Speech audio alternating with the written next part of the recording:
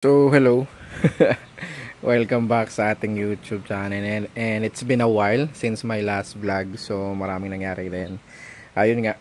So, nawala kasi yung GoPro ko and then basta maraming nangyari. So, papakita ko na lang din sa inyo kasi ang dami nagme-message sa akin, nagtatanong sa Facebook page ko. Tatanong kung kamusta na yung Rusi Pals ko. So, ito na yung current physical appearance niya. So, ayan, syempre, tag-ulan ngayon.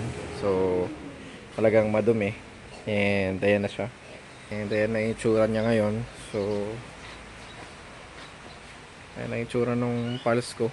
So kung tatanungin nyo ako kung bawal to, bawal talaga to. Bawal talaga yan.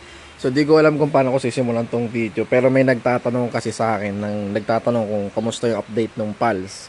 Siguro simulan natin dito. So ko-cold start ko siya dahil yan, para makita nyo na cold start talaga to. Tintambucho, yan. Yan. So cold start currently. Ang odo ng aking Rusi Pals ngayon ay, kita nyo yan, ay tadang 45,000 running. Okay. So kung makikita nyo, may mga ano na to, ano ko, yung dati kasing plastic nito di ko tinanggal kasi ayoko sana magasgasan. Ayun, parang naluto ata sa araw. Ayan, dumikit. Pero tinanggal ko din. Pero ayan. So, yan.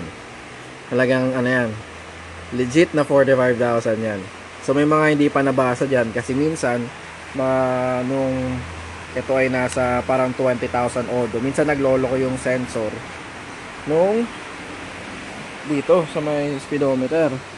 So, ang ginagawa ko, hinahatak ko yan. Parang binababa ko ng ganon.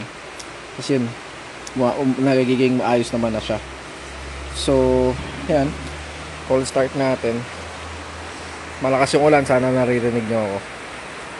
So, yan. So, one click pa rin siya. Yan. 1,000, 2,000. Yan.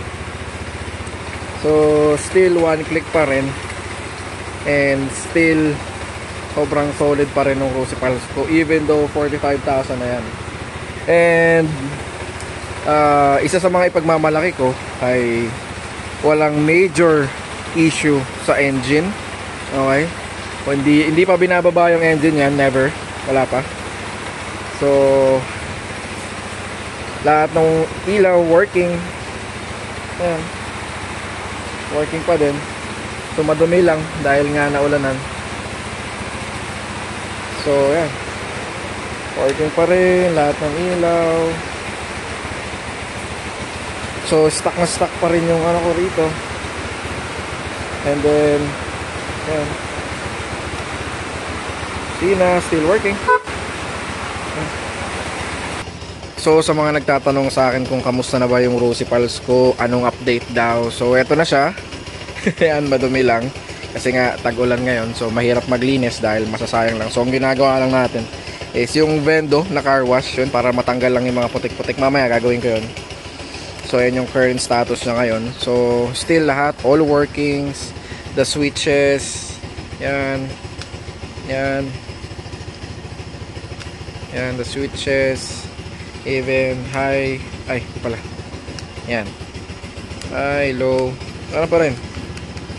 And then take note na nabibilad ko sa araw to sa parking lot sa taas. So yan, working. So far working naman lahat.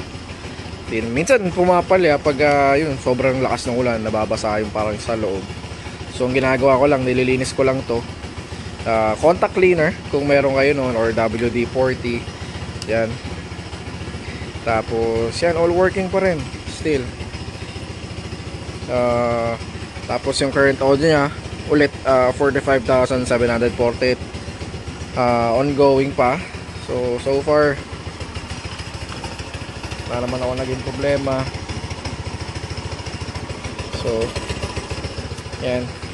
Hindi naman sa wala akong naging problema, may naging problema rin ako.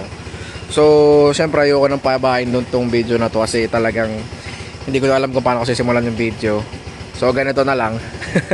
Pag may nanood ng video ko na to, tapos may gusto kayong malaman or matanong, comment down nyo dyan sa baba.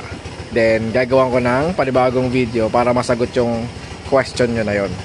At saka malay mo may ma-share pa ako na na-experience ko rito na sobrang worst para sa akin kasi talagang masakit sa ulo. Pero so far naman kasi may, yun nga, nandiyan naman si Kuya Ferd. So one call away kapag may problema ako rito. Kaya wala rin ako masyadong nagiging problema. So ang kadalasan ko lang nagiging palitin dito, okay, parang talagang madalas kong palitan is yung wheel bearing sa harap tsaka panggilid. So ayan. And but sa engine itself, wala, ano yan, all stock, all fresh, hindi pa nabababa. Okay, so preventive maintenance lang yung ginagawa ko palagi. So change oil, spark plug, diba, yun lang. So talagang, and yung pag-change oil ko is every 1,000 to 1,500. Pag lumagpas na doon, delikado na. Pero talagang ang ginagawa ko hanggat kaya ko 1,000 change oil na, 1,000 kilometers. So I'm good with that na. So ayun na siya. Okay naman so far, and yun ang itsura niya. So sa mga nagtatanong, comment down below kung may gusto pa kayong malaman or tanong dyan if ever. So kill switch still working. Yan, so far